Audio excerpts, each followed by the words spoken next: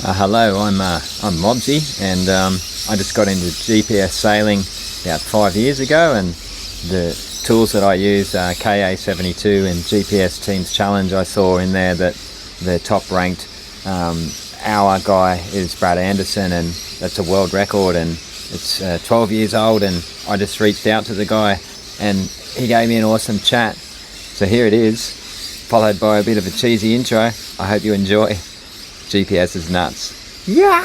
GPS sailing didn't invent the battle for speed, it just made it visible. Every day of the year, somewhere in the world, someone is chasing a better hour, not to win, but to be better than they were yesterday. Tracks in the sand tell the same story. You know someone passed through here, you know how fast they moved, and you know when the track is different. Even the old dingoes understand that. They don't need to run anymore, they've already proven what they are. Presence is enough. November's Hour of Power wasn't about crowning a champion. Most knew the numbers they were chasing weren't going to beat the benchmark, but they showed up anyway. PBs were set, lines were drawn. To close this year's Hour of Power, here's a long-form conversation with the man whose 1 hour record still defines what's possible. Hello, Brad. David, how you doing? Not bad, thanks. Thanks for the call. No, all good, all good. It's really good to hear from you, and you know, so I never met you, and I just I think it's amazing, like all these GPS records, and you've got this one that's like there for 12 years. It's crazy, and yeah. Yeah, it was certainly unexpected. So yeah, I mean, I made that trip to Lake George. Got last minute. Oh, really? I made that trip to Lake George last minute, and yeah, it was really just I was really just going to get some PBs. Yeah. I wasn't expecting to break any records, that's for sure. And what, there was not much prep or anything? You just went sort of last minute?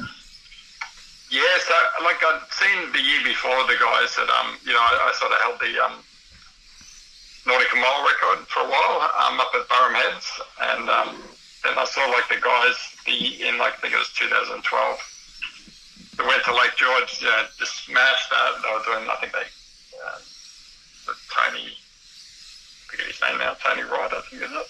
And he said like a 41 or 40 nautical mile or something, I think it was. Holy crap. I thought, wow, that sounds amazing. So I thought, I'll probably try and get there next year. Yeah, and it was sort of getting pretty late. The season was really late February, and about a week before I thought, shit, I don't even have a weed fin, so I ordered one weed fin. Wow. From Twyfee. It arrived literally the day before I left. I run my plumbing business, so so I worked all day Friday, hopped on a plane at like 5 p.m. in the afternoon and flew to Adelaide, and I think by the time I drove from Adelaide to Beachport, it was like 11 p.m. and got up, sailed Sunday, and hopped on a plane first thing Monday. And came over. That was it. Holy moly! I'd never heard that. Yeah, that's the only time I've ever been there, so I've never been back. Wow, that's nuts. Did you fly your gear down with you?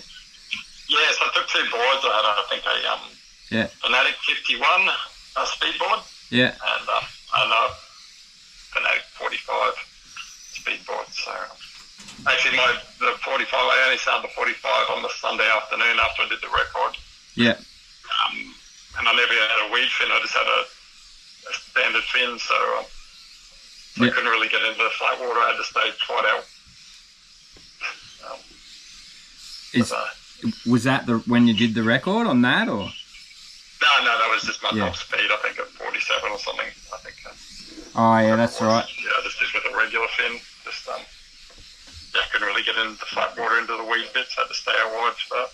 But, I'm just looking at the report. I got the report, and so it was the weed fin was the and you got a 23.5 Black Project Weedy for the hour and alpha, and then you got a what is it, Black Project 45 for peak? The board is the board I did the record on was a 51. Yeah. With a what fin? It's a 23 BP Weedy. Yeah, that was it. Yeah, I think it's about 25 long actually. Black project. Like, 23 deep or something. I got hold of one of them recently off a guy, Hugh. Do you know, from Lake Macquarie? I've forgotten his surname. Big fella named Hugh. He's quite a good sailor. Okay, no, not sure. No, I got a 34 bat fin black project weed speed, and that's pretty cool. But yeah, that's nuts. So you just had you used the deltas or anything? Had you done any? None of that shallow water stuff, and you went there. No, just done that, and it's a world record that stood now for like 12 years. That's crazy. yeah. So my background was that I grew up sailing and sailing like the laser class boats, that sort of thing. So yeah, I didn't even start windsurfing till I think like 2000 or something. So were you were pretty high level in the lasers, weren't you? Yeah, won a national titles in like, what was that, 95 now, I think I won. So yeah, and did the what do you call it? The pre-Olympic regatta in 95 as well. Yeah. So, Atlanta. So. And then your Simon told me your dad was first Australian to win gold Olympic sailing. Yeah. I don't know if that was the first, but they won an Olympic gold in 72. Yeah, in the driving class sailing boats. Wow. Super cool, yeah. I might be going to Lake George this year. I'm not sure yet. It's always different, and that's something I was thinking about, that with these records and stuff, that it's a lot of you were prepared for sure. You're a good sailor and that, but it still takes some sort of magic on the day and the place, and but yeah, like I mean, I guess people say it's like sometimes like an excuse. It was the right day or something, but it's not all that. But I've heard that one a lot. Yeah, but guys aren't going to get that record like maybe this year because there's no weed there or this and that. But yeah, pretty cool. Yeah. I know. I always thought it was funny. Everyone went, "Oh, you had really good conditions." I'm like, well, it wasn't as good as the year before because I only managed the 38 Nordic mile because it's super rough through the mid. And I think the 1 hour was actually really rough through the middle section. Yeah. But I just used that to sort of maintain upwind, you know what I mean? And then sort of really went for it on the edges and then the flat water. Yeah, okay. But yeah, everyone, it's always better when you were there. But I think nobody else managed the best. I think Jacques Nit was like a 27 hour or something. So yeah. What, same day? Oh. Yeah, same day, yeah. So. Yeah. And yeah, you got like, that was a PB speed that day for you, 47, nearly 48, 47.95. Yeah.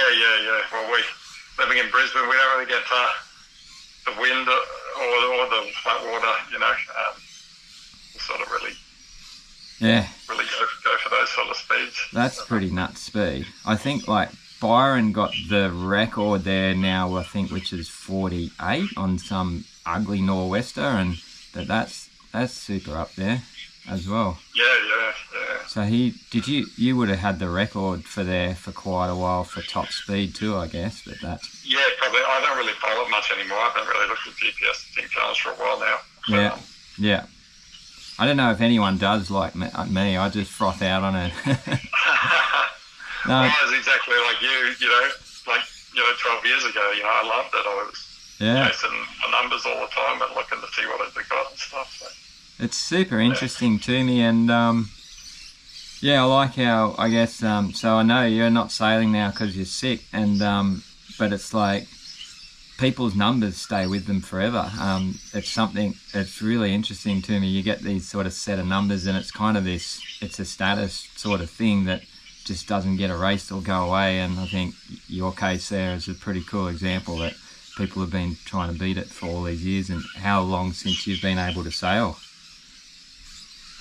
So I think last time I sailed was like November 2020.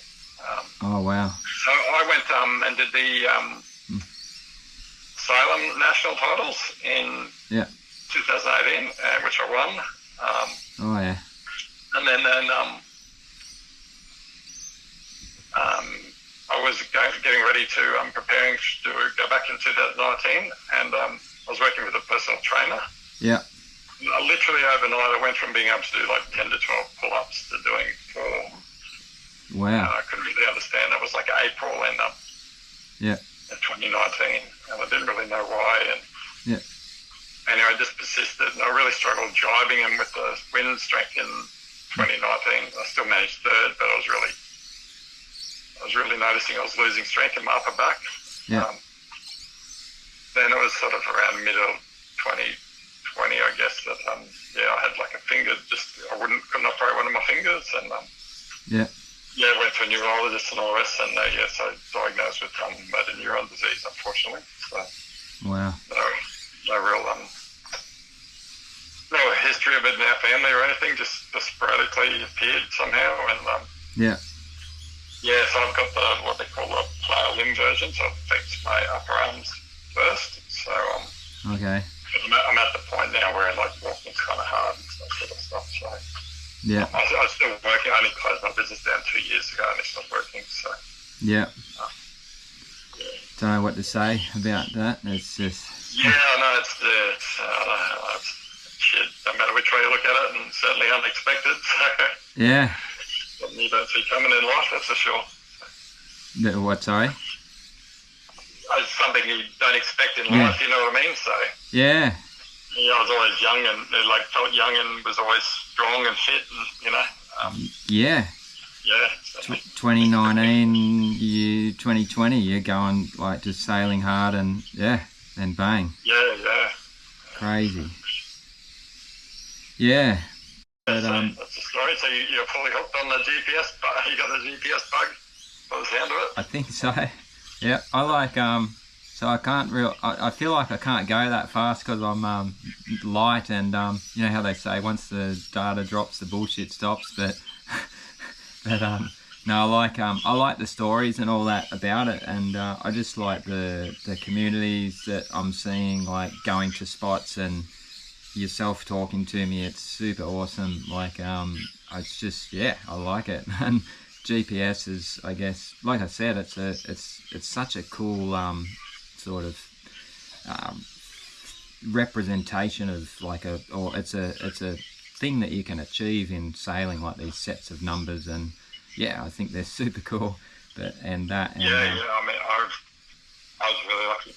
We've got a few older fellows up here that and the bits between each other, but apart from that, like everyone's super cool, and the guys when I went to South Australia, they were super welcoming and showing me around the place, and I've heard it's a great community, and it's a really good time of my life. I certainly miss it, and it's such an awesome sport, snowboarding. I like just to get out of the water and skim across the water, and you just feel invincible, So. In saying that, like that, it's all very friendly. I know people that won't go near it that used to be in it, and people get upset, and some people take it really seriously. I see, and I like having a joke about it, that that it's not serious, not playing for sheep stations and that, but it kind of really is serious, and that's why I'm ringing you, because I'm like, it's so impressive that you got this set of numbers, and it's serious that you got those numbers. It's a really cool. So it's multi-layered situation. The GPS, I think it's good. But sort of like I said, I sort of felt like I'd finished my sporting career. I had a crack at the lasers, and trying to go to the Olympics, and I wasn't good enough. So then I sort of stopped, and a couple of years I didn't really do anything, and did some running and stuff. And then I was like, always been interested in sailboarding. I'm going to get into sailboarding. So and you just... So I was never really that focused on like achieving anything special, but sort of you get addicted to it and start wanting to beat yourself. Better your own numbers and stuff. So, totally. Maybe I'll end up there, because that's how I feel. I'm not looking to get anything, but and it's addictive. You just want more of that smooth ride, and like you said, planing on the flat water. And but you said there before, you were sort of going there because you heard about the nautical mile someone did, which was, 40? Someone did a 40 knot mile. Wow. That was, Tony Wyvenhoven's his name. I forgot. I've I've never actually met Tony, but yeah, earlier. Like that, just that sort of rush, I guess, that I see through the numbers. I can understand what sort of rush that would be, that to maintain 40 knots for a mile, or oh yeah, it's impressive, isn't it? Like a 30 knot hour or whatever. It's all not, yeah. But yeah, I'm just I would have gotten into it right when you were getting out of it. I think it's 2020, pretty much. Yep. Is when I sort of got into it, for sure, yeah. Probably doing the foiling as well, are you, or just mainly doing stuff? Yeah, and then so just I was finning for the first couple of years, and then I got a foil for trying wind foiling, and then this year trying winging. Oh yeah. Yeah. Did you foil at all? I had a few guys, yeah. I never really got into it much. So, yeah. Yeah, it didn't look that enjoyable to me. Yeah. Particularly the early ones, the early foils. I never had to go on a proper race foil or anything. I was just using those very early, like Nash one that came out, which is really big and wide and slow, and it's really twitchy. Yeah. And I just didn't think this was, I thought it was a backward step from snowboarding, to be honest. Yeah.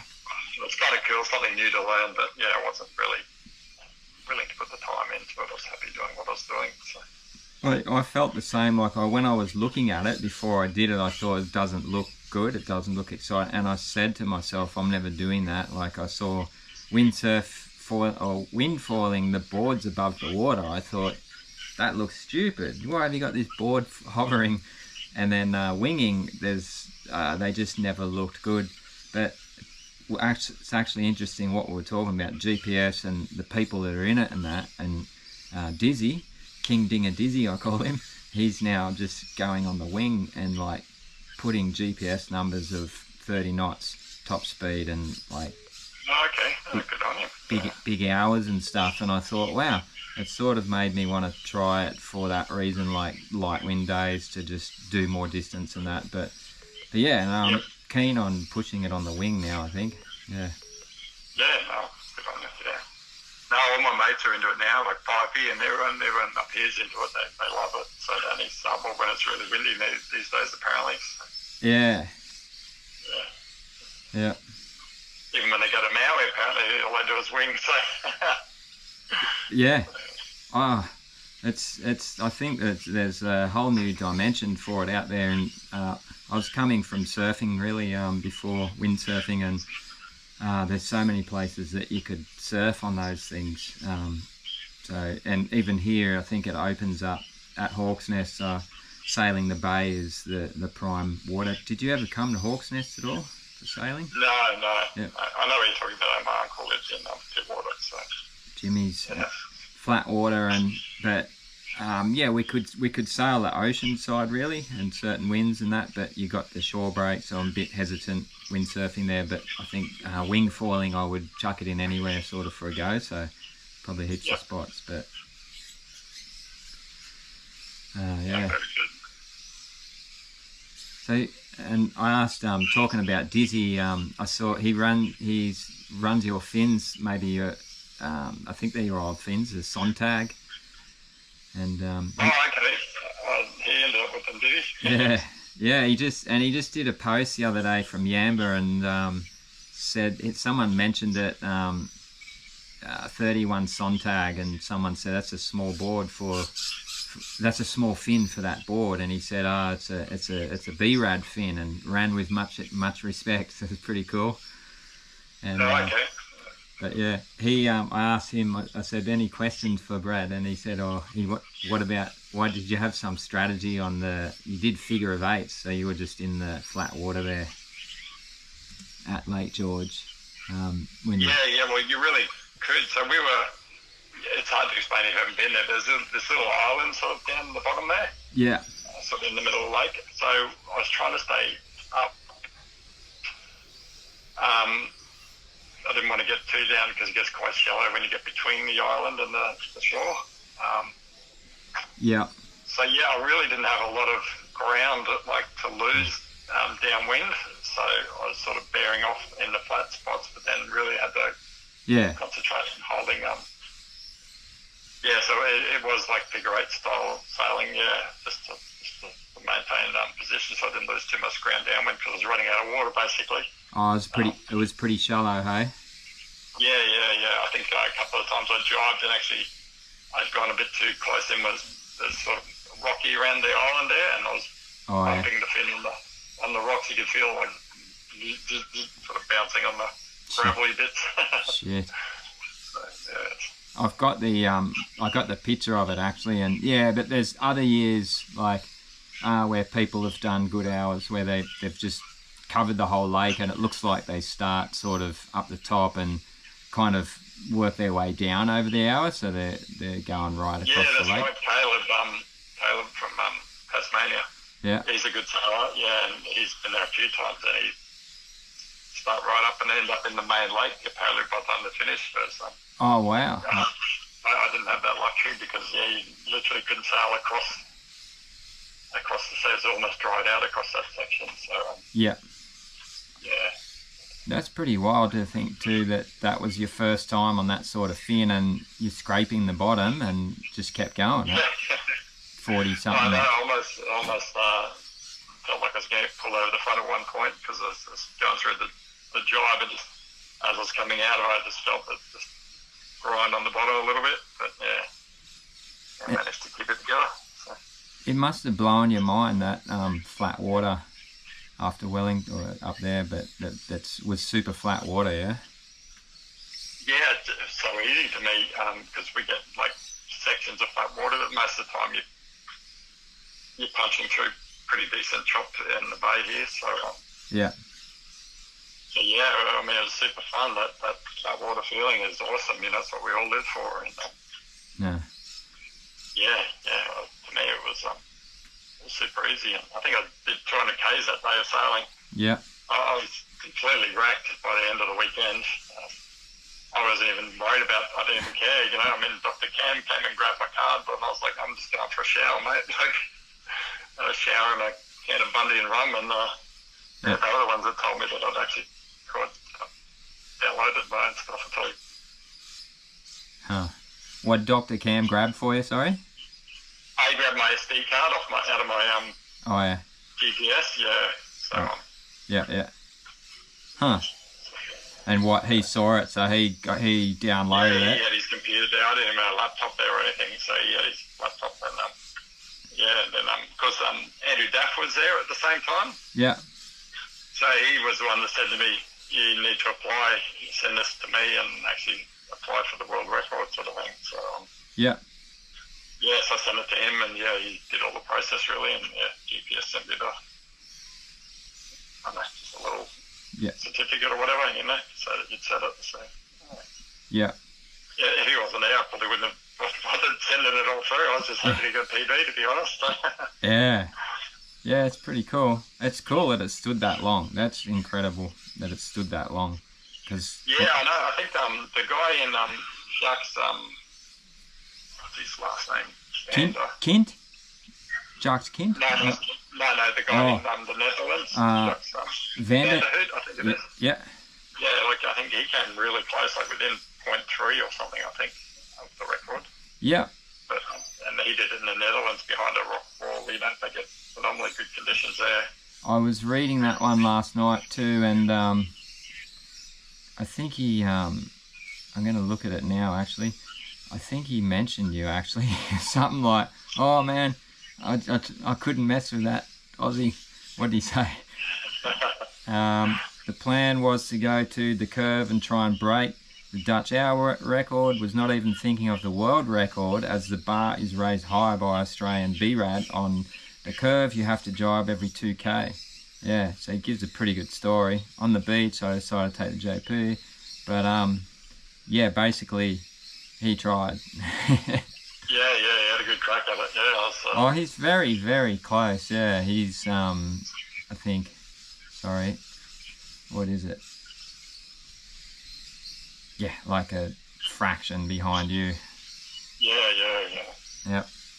They got some fantastic conditions there when you look at the wind that they get, and they got these little rock walls everywhere, and yeah, super flat landers, you know. So I'm surprised he didn't beat it, but yeah, lucky, thankful too. Yeah. Crazy. Do they still do the hour of power on like KA72? Yeah.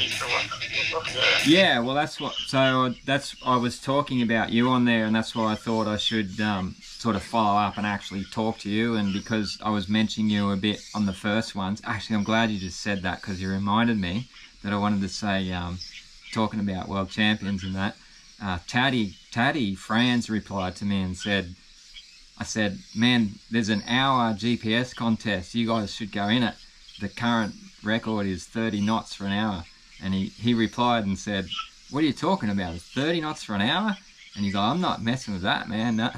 Taddy Franz was scared. But yeah, I was talking about that's the record. That's the best hour. So, and but yeah, and they just did that one, and yeah, there was about, I think, 20 something people. I'll tell you, I got nearly the wooden spoon. I nearly won at the other end. On the foil, I was down the bottom, and but the best foil hour was by a guy on a wingding in WA. It was 21 knots, and then it was Dizzy on a wingding, and Byron was third. That was the foils. And and then the fins was Dave Moorhead. He got 25 knots. So that's Dave Moorhead, Anthony Perkins, and the rest of them over there in Albany, WA, trying to do their best hour. They got 25 this year. And but yeah, I'm just trying to look how many people were in it. I'll tell you. Yeah, anyway, 20 tracks, I guess. 20, sorry, yeah.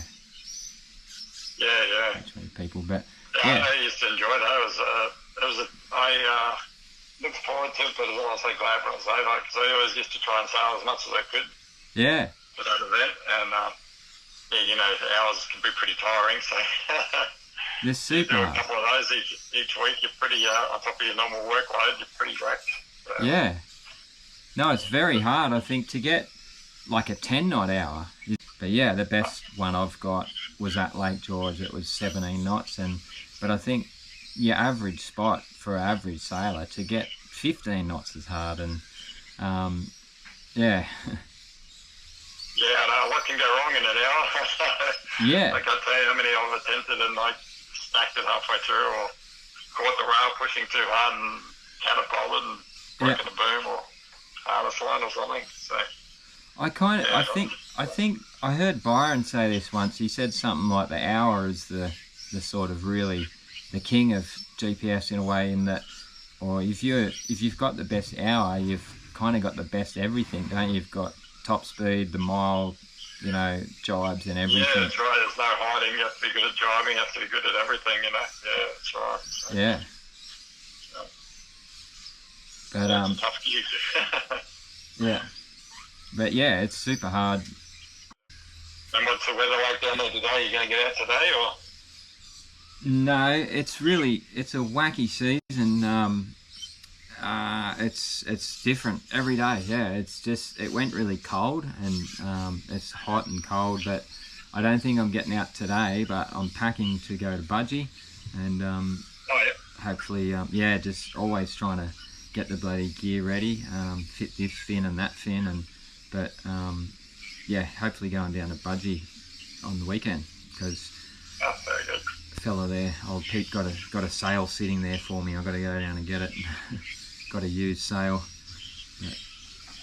But yeah, I really like that the GPS events, Hour of Power, Dylan makes this thing, and I think it's super cool that they run these things there. And GPS Teams Challenge, that's so good that that's there, and KA72, that's what's helped really get me into it, and yeah. Yeah, totally. He runs fast. He did Fast February last year as well, and I said I'd make a video any day I sailed about the competition and when I sailed, and it was a challenge. I was bussing busting my ass to try and sail and then make a video, but and but yeah, it's super cool. Fast Fab, I think it was a few different categories, but he said he's got a couple of others that he used to do. There might have been a nautical mile month or something. Okay. Yeah. I can't remember now either. I just remember the November Hour of Power that we used to do, yeah. Is there any good footage of you anywhere that you know of? Like, there's a bit. Not really footage, no, I don't think. Yeah. No one's really taken videos, or I certainly was never into having the GoPros or anything. Yeah. Where do you live, Brad? I'm in Wynnum in Brisbane, Queensland, yeah. Yeah. Yeah, right. I feel like I know your face because there's a bit on you, like on the internet. If you do like Brad Anderson, Windsurfer, you see. I saw that image of you holding the certificate and that, and yeah. So what was I saying? What I was wondering is, I feel like I know your face. I don't think I ever met you anywhere because I only got into it as you were getting out of it, but I'm wondering if like it was a big deal when you got that record. Like you weren't like we on the news or anything. Like was it a big deal? Like when you got? Not really in the media here. I think. Yeah. I used to work with a personal trainer, and I told him he was stoked, and he tried to contact the local rag, but they weren't really interested. So it was really just a neat. I think there might have been a couple of articles I did for Black Project, which went on to I don't remember now, some sailing magazine, Windsurfing magazine or something in France or something. Yeah. It was nothing. So no, it was really like happened on the Sunday, and by like 1 o'clock Sunday I was back at work, you know. Yeah. It was really just and a hectic 4 years for you since you stopped, eh? You just got to drop it and survive in that, I guess, and hectic. Yeah, well, once I started losing strength in my upper shoulders and my hands, obviously, I could only really start for like 10 minutes at a time. I was kind of like, this is silly now, you know what I mean? So yeah. I wasn't even fully diagnosed at that point. They didn't even really. I was still going through all the testing. Yeah. It takes sort of about 8 months before they give you a diagnosis, because there's a couple other things that it could be. Yeah. Sort of, I think November was 23 was the last time I sailed. I was just like, I sort of knew it was the last time. I thought, I think I'll be sailing again after this, and I was packing up, and that was it. So, wow. I think I went into hospital in December 2020 for a week for investigations, and a mate of mine who's also sailboater got into cycling. Yeah. I went, my legs were still good, so I went, I'll sell this, and I bought a road bike, and I started cycling, and I got right into that, doing group rides, and I was doing 200 Ks a week there for like 2.5 years before. Oh yeah. Before my hands got so weak that I couldn't actually grip the brakes, so I thought that was a bit silly, so I stopped that too. Yeah. So, yeah. Fuck, the way the future's going, you might be able to just windsurf with your mind or something soon about it. I know, I know, AI, and I know it's cool, isn't it? Yeah. Yeah. Maybe I've run. There's still a good following down there with the GPS, like a lot of guys are into it, or it's by the numbers a little? Or? I don't think it's anything like what it used to be, because I wasn't there, but by the looks of it, the numbers back in the day were a lot more. I think that, I guess foiling might have put a hole in it, but for sure. People sort of left doing that, but I think they're sort of like coming back and they're just posting the sessions, although it's not like competitive where they're getting big numbers. But so I'm in Lake Macquarie team, and there's always half a dozen. There's often half a dozen posts on a decent day, and I think like most teams in that are sort of like that. There's anywhere from 5 to 10 sort of, and all the teams around the country are pretty active, I think. But where I am, Jimmy's is really only me, And my brother, he's not that into doing the GPS. He's not sailing that much just now, so he's not doing it. But down at Budgie, there's a few, and but yeah, I've seen a few new sailors actually popping up. So maybe there's interest coming back. But yeah, there's a couple of new ones down at Budgie. There's a guy that lives there, and he saw what's out the front, and so he's having a go. And I know of another one around the corner, but yeah. All goes in cycles a bit, does it? Yeah. No, I think it's strong still. Yeah, it's good. Yeah. Oh, it's good.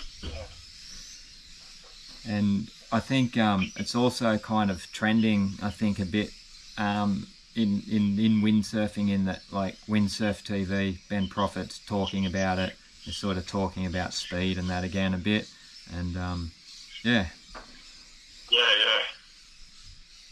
Yeah, it's quite good. I like what Ben does, and he covers the looter stuff, and so. Yeah. Oh, you went there, didn't you? Did you? I did, actually. It was a last minute call again.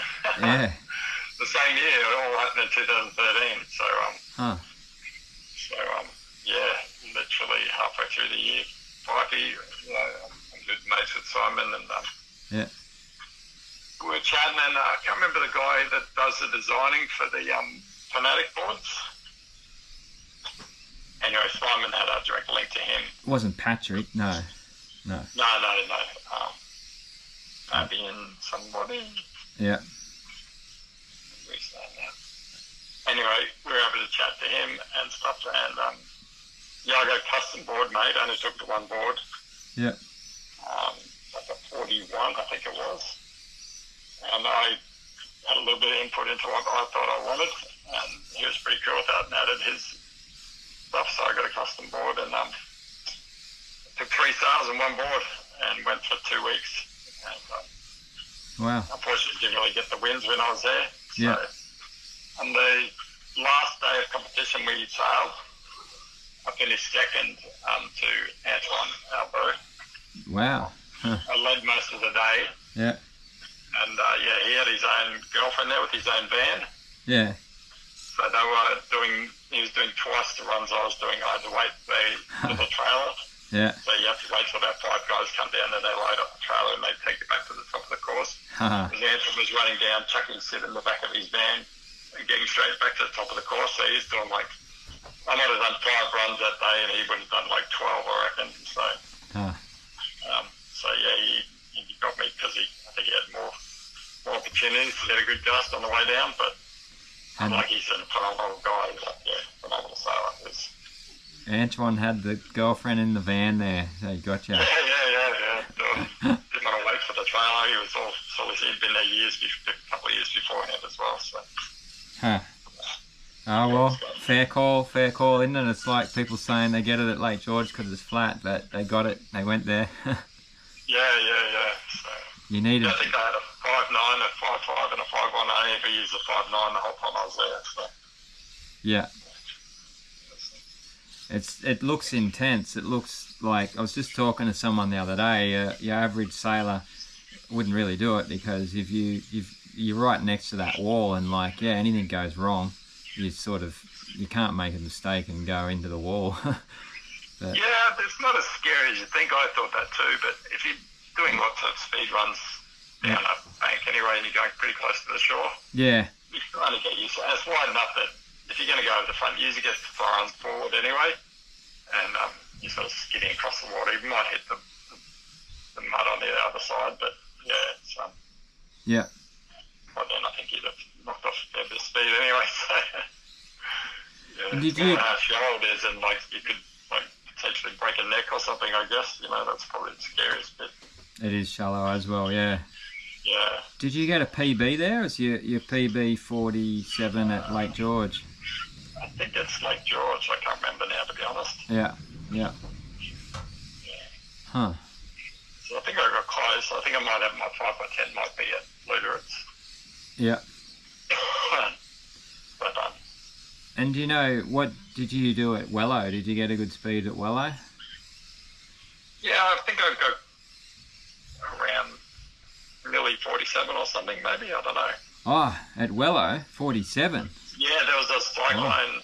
Oh, yeah. I'm going to say 2011. Yeah. Or something. Vando and I both did quite good numbers that day. Yeah, I think Vando might have the record, hey? Maybe he just beat you. Yeah, I think he would. Yeah, I think he'd have it, yeah. I remember that he really took a big dive off the bank, into the chop. Yeah. And I think that's actually why, it was actually before we went to Lake George, that's why, because I rang him to see if he wanted to come. And we had that cyclone up here just a month beforehand, and he'd actually touched a rib or something. He had a big off. Okay. Huh. Wow. Looks like 2013 was a big year. Yeah. Just all seemed to line up that year. He's quite a medical situation too, in that I saw him at Burrum and I just met him and sort of knew he was a really good sailor, and he looked like he was out of breath and he was sick. He just had his he just had a kidney transplant, I've heard. So yeah, he was running. He's kind of better now. Yeah. He was running on one kidney, and he's so sick. He was going to the hospital for dialysis and that. And I thought, this guy's not sailing. And then he got the board out and went on a windy day while in that state and got, I don't know what he got, but he got good numbers and then went straight to hospital. I know, he's a tad crazy. Apparently, the guys have had to rescue him a few times, like help him out of the water because he's like got no energy and all that sort of stuff. Wow. I'm surprised he kept at it, like good on him, but I wouldn't be pushing myself for numbers like that. Yeah. He really loves sailboarding his whole life, and maybe takes it a little bit too seriously at times, I think, but he's generally a pretty nice guy. So. Yeah. Oh, a lot get led into the rabbit hole of getting too serious and easily can. Yeah, no, I think you got to put it in perspective, like you said, no one's racing for sheep stations, yeah.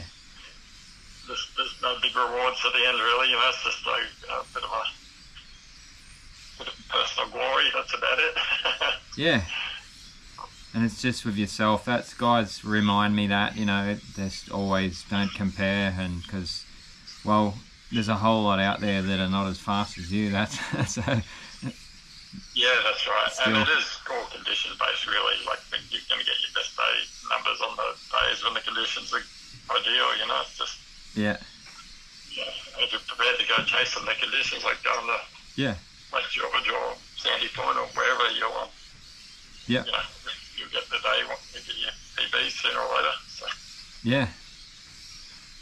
Yeah.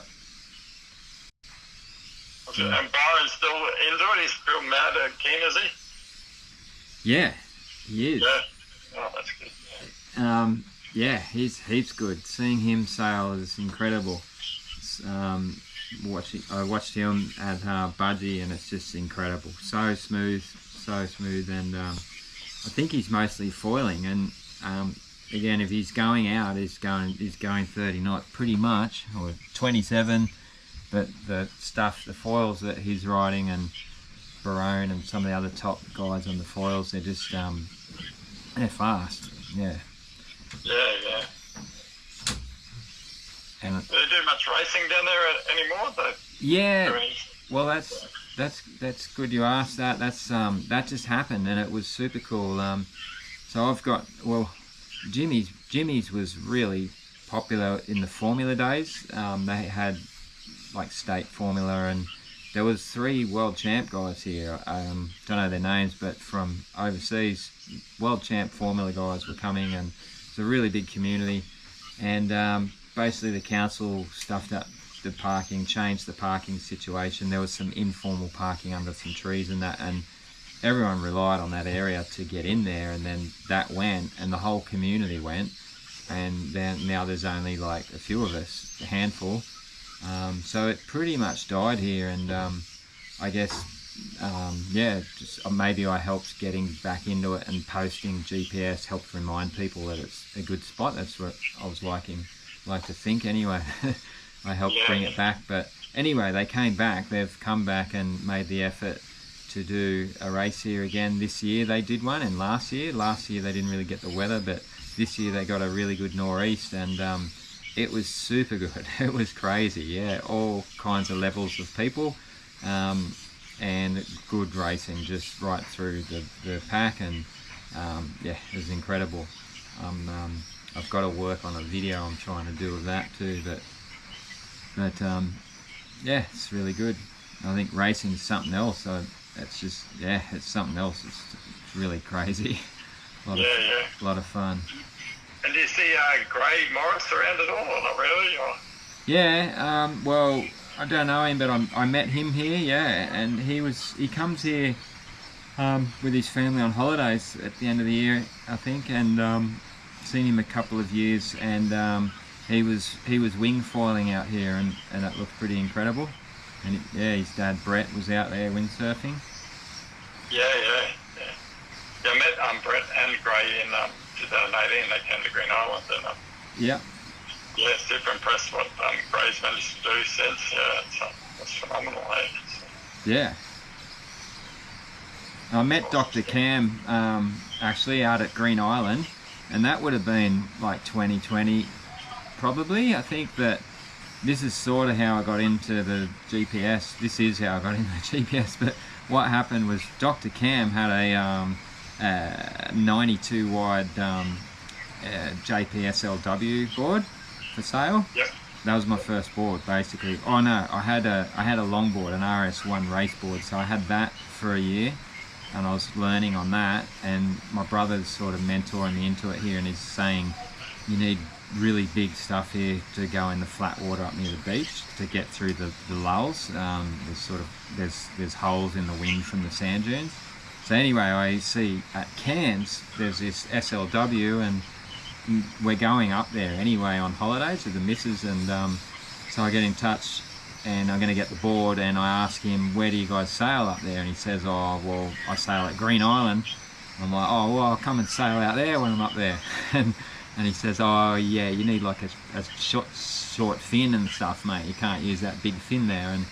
But then I sort of reached out online to Seabreeze, to the community, and I said, I need what's a delta fin? I need a big delta fin. And these guys hooked me up with a 28 fangy fin, and I took it out to Green Island and met him there, and that was the first time I rode that board, and it was completely crazy riding over that reef. And I saw Kamikaze Cam and the others, Kel and those guys. Kel's a good bloke. I like Kel. Yeah, doing their runs out there, and that was the first time I sort of saw speed sailing, I think, and I was, holy crap. From there, I think, just then joined. Oh, then I was actually at, what's it called, Curramine. So I was driving back down, and someone said that you can sail at Curramine, and I went in there, and went to the beach, and then next thing this guy's at the car, and he's like, oh wow, windsurf, what are you doing, mate? You gonna sail? And so he's a windsurfer, and he's checking me out. That's how I am here at Jimmy's. If I see a windsurfer, I talk to them. It's sort of like, that's what I like about it. It's a pretty small, tight community. But anyway, this guy's name was Mal. His name was Mal from Sandy Point. I think there's two Mals. It's Mal Faulkner. That's right. So his name was Mal Faulkner, and he just said, man, you should do GPS Teams Challenge. Get a GPS and do it. So I said, all right, and so I did it, and then from there, then I saw, oh, guys are just down at Budgie. They're doing good speeds, and so I went down there, and I went to heaps of spots because of that. So Yamba. I met Dizzy at Yamba, and and then Burrum. Windfest was super good. I went to that, and that's a good event. Yeah, really good. That's super good fun. I hope to go back this year. Yeah. I'm not a big fan of Burrum. I don't really like the town.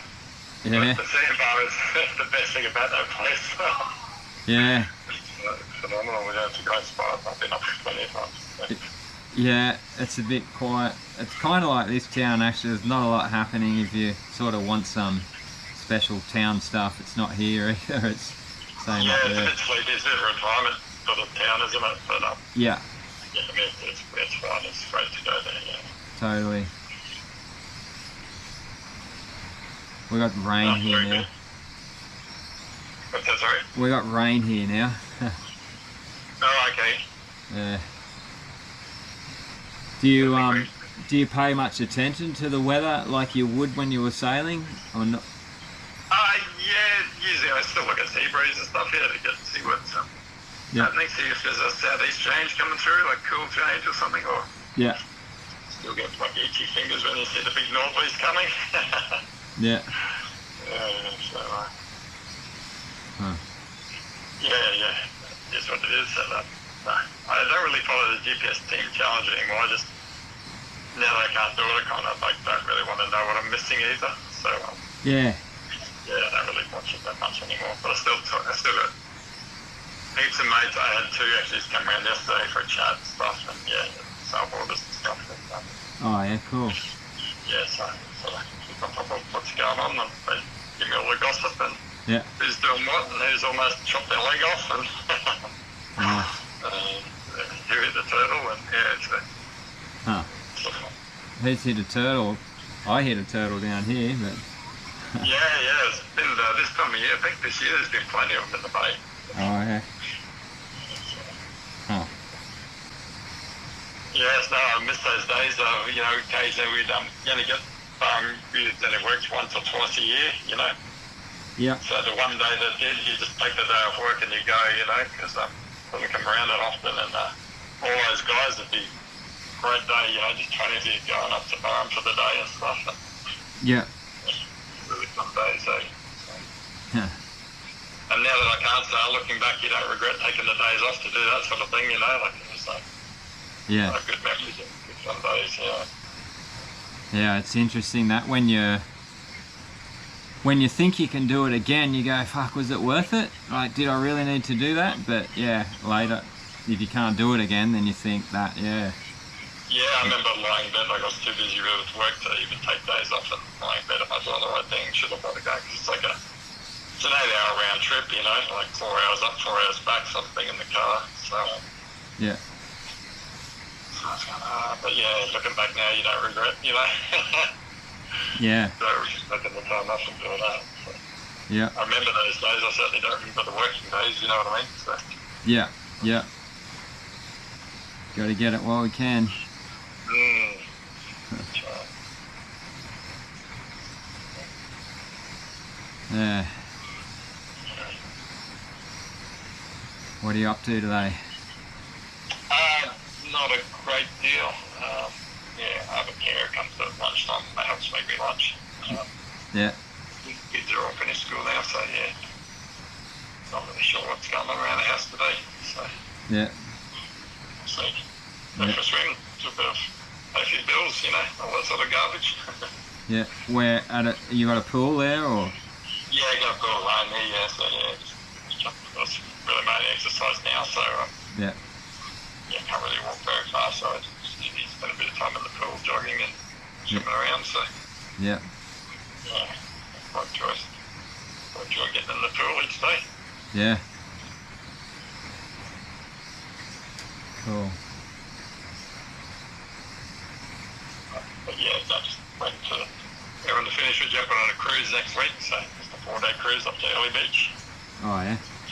Yeah, looking forward to that. So. Yeah. Time with the family and eat some nice food and a few drinks. Should be good. Yeah. You don't have to bust your ass busting up to Barham. Yeah, exactly. It's like people talk about it being an addiction, and it's kind of serious sometimes. That like it gets a bit heavy sometimes. That I'm like busting out of here, I should be doing something around the house, but I'm like, I've got to go, and I go, and it's people push it, Yeah. It is a tough balance because, with the family too, you sort of feel guilty sometimes about, Yeah. But the good thing about sailboarding though is it's usually only windy in the afternoon, so particularly on weekends, I used to try and get the family out the door early in the morning, go do something. And, took yourself out about stealing 2 or 3 hours in the afternoons, you know, to go do my own thing. Yeah. And to be honest, that's what keeps you sane, really, isn't it? You know?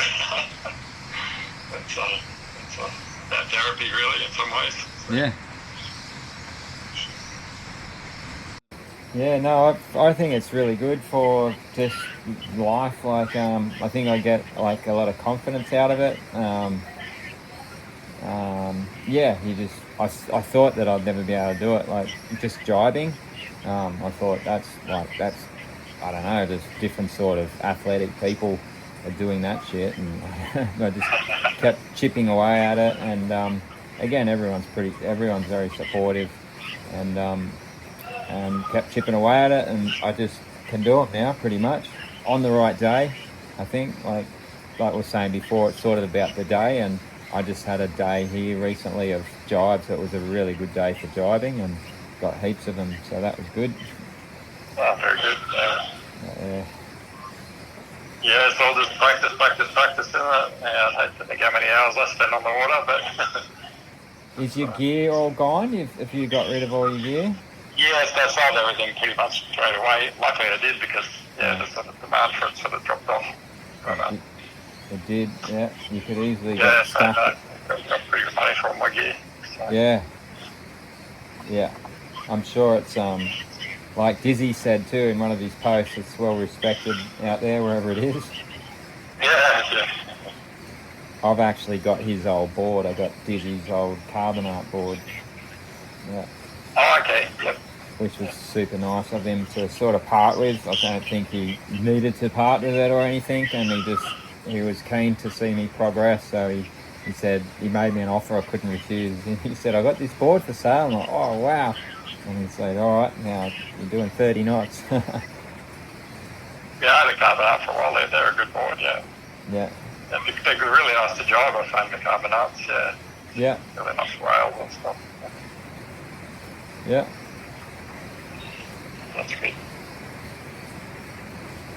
Can you hear the rain here? It's on the it's an on-site van at Jimmy's Beach, and it gets really loud on the roof. Oh, okay. No, I can't hear it, no. Yeah. Oh, Brad, I might go anyway. And yeah. Thanks for the chat. Super cool. Sure, easy. All right, mate. Okay, mate. Have a good one. See ya. You too. Yeah. Bye.